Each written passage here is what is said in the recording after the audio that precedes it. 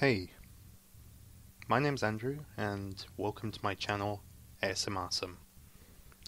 I recently joined the community after being a long-time watcher and listener of ASMR from basically the early days of the One Williams channel a couple of years ago, and then I eventually moved on to some of my other favourites such as The Gentle Whispering and Heather Feather, and ASMR requests, and many, many more. So, for my first venture into the ASMR community, I am going to read The Hobbit. So, I hope you enjoy. Chapter 1: An Unexpected Party. In a hole in the ground there lived a hobbit. Not a nasty, dirty, wet hole, filled with the ends of worms and an oozy smell, nor yet a dry, bare, sandy hole, with nothing in it to sit down on or to eat. It was a hobbit hole, and that means comfort. It had a perfectly round door, like a porthole, painted green, with a shiny yellow brass knob in the exact middle. The door opened onto a tube-shaped hall, like a tunnel, a very comfortable tunnel, without smoke, and panelled walls, and floors tiled and carpeted, provided with polished chairs, and lots of pegs for hats and coats, for the hobbit was fond of visitors. The tunnel wound on, going fairly but not quite straight into the side of the hill. The hill, as all the people for many miles around called it, and many little round doors opened out of it, first on one side and then on another. No going upstairs for the hobbit.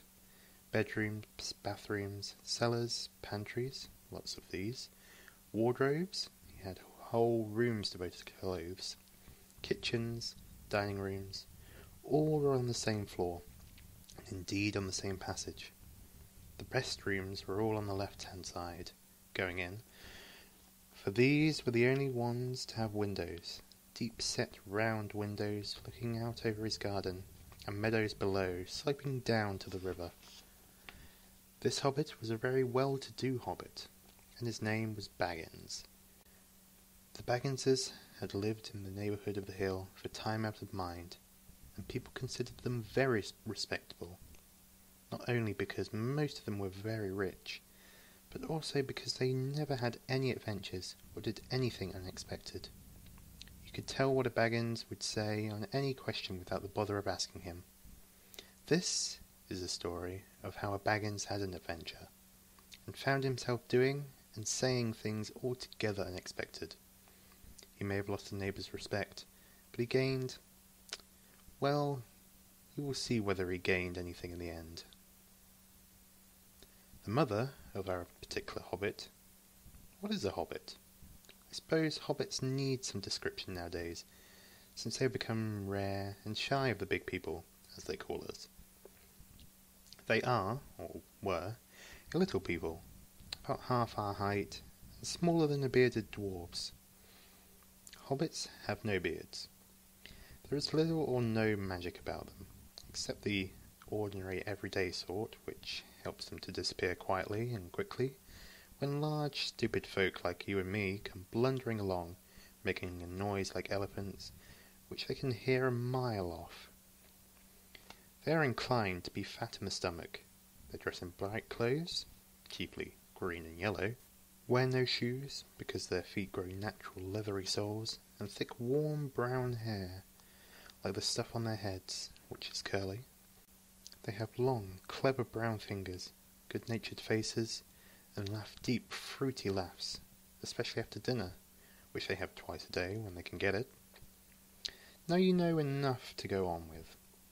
As I was saying, the mother of this hobbit, of Bilbo Baggins, that is, was the famous Belladonna Took, one of the 3 remarkable daughters of the old Took, head of the hobbits, who lived across the water, the small river that ran at the foot of the hill. It was often said, in other families, that long ago one of the Took ancestors must have taken a fairy wife. That was, of course, absurd, but certainly there was still something not entirely Hobbit-like about them, and once in a while members of the Toot clan would go on and have adventures. They discreetly disappeared, and the family hushed it up, but the fact remained that the Tooks were not as respectable as the Bagginses, though they were undoubtedly richer. Not that Belladonna Took ever had any adventures. After she became Mrs. Bungo Baggins, Bungo, that was Bilbo's father, built the most luxurious hobbit hole for her, and partly with her money, that was to be found either under the hill, or over the hill, or across the water. And there they remained to the end of their days.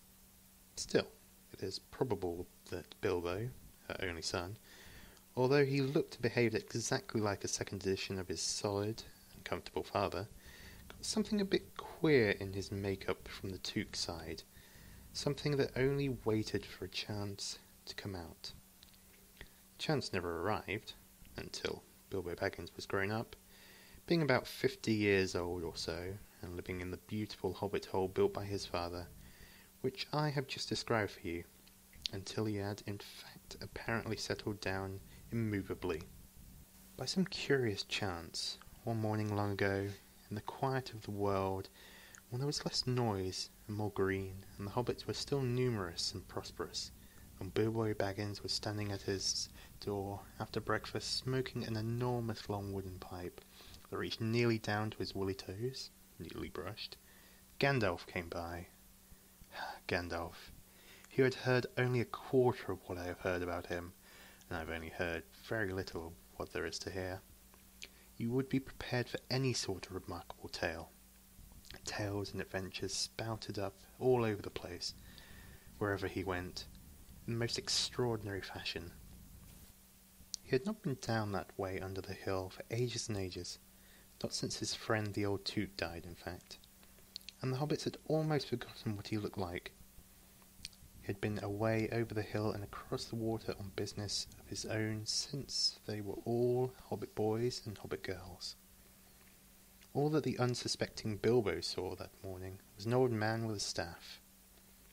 He had a tall, pointed blue hat, a long grey coat, a silver scarf over which his long white beard hung down below his waist, and immense black boots.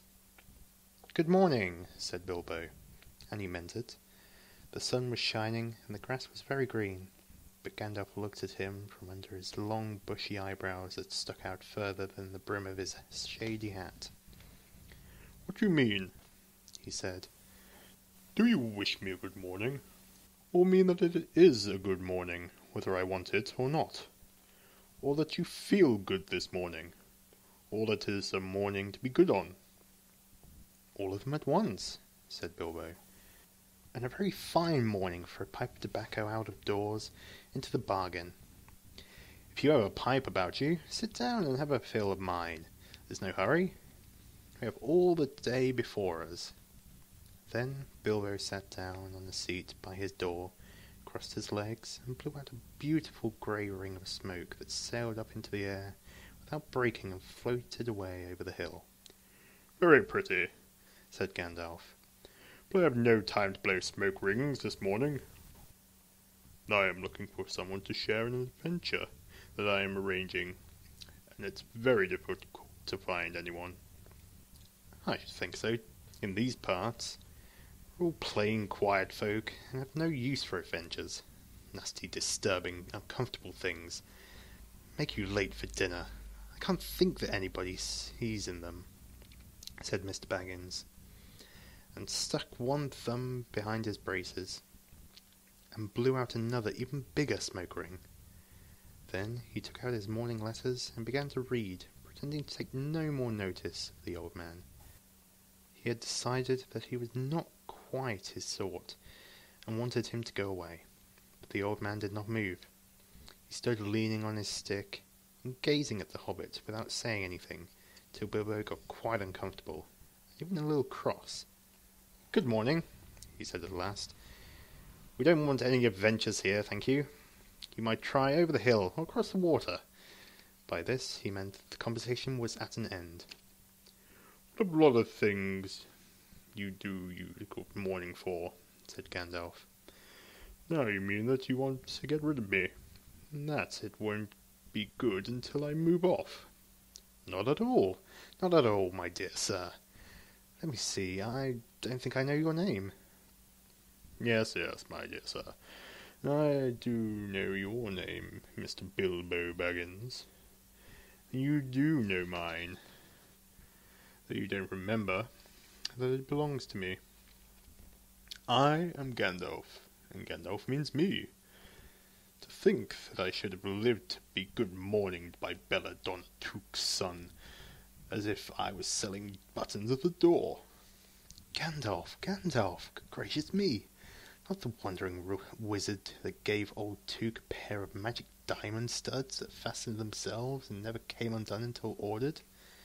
Not the fellow who used to tell such wonderful tales at parties about dragons and goblins and giants, rescues of princesses, and the unexpected luck of widows' sons? Not the man that used to make such particularly excellent fireworks? I remember those. Old Took used to have them on Midsummer's Eve. Splendid!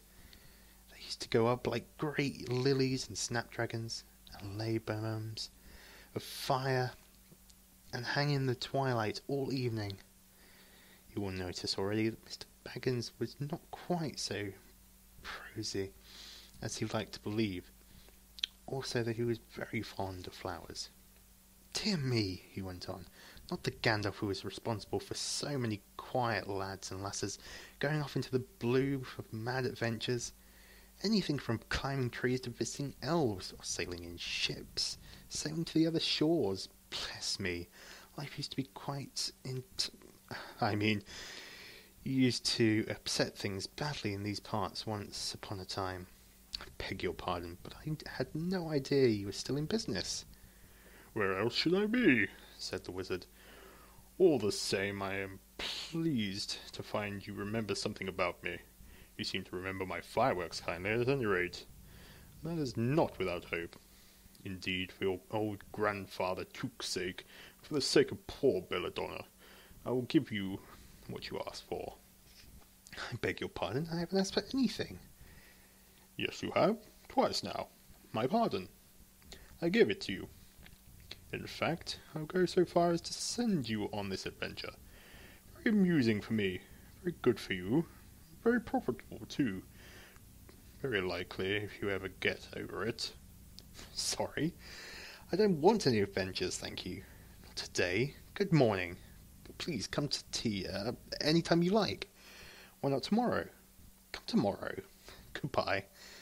With that, the hobbit turned around and scuttled away into his little green door, and shut it as quickly as he dared, not to seem rude.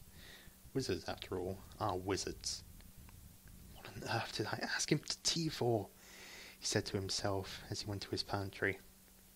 He had only just had breakfast, but he thought a cake or two and a drink of something would do him good after this fright. Gandalf, in the meantime, was still standing outside the door and laughing long but quietly. After a while he stepped up, with the spike of his staff, scratched a queer sign on the hobbit's beautiful green front door. Then he strode away, just about the time when Bilbo was finishing his second cake and beginning to think that he had escaped adventures very well. The next day he had almost forgotten about Gandalf. He did not remember things very well, unless he put them down on his engagement tablet, like this: Gandalf, tea, Wednesday. Yesterday he had been too flustered to do anything of the kind. Just before tea time there came a tremendous ring on the front door bell, and then he remembered. He rushed and put on the kettle, and put out another cup and saucer, an extra cake or two, and ran to the door. "I'm sorry to keep you waiting," he was going to say, when he saw that it was not Gandalf at all.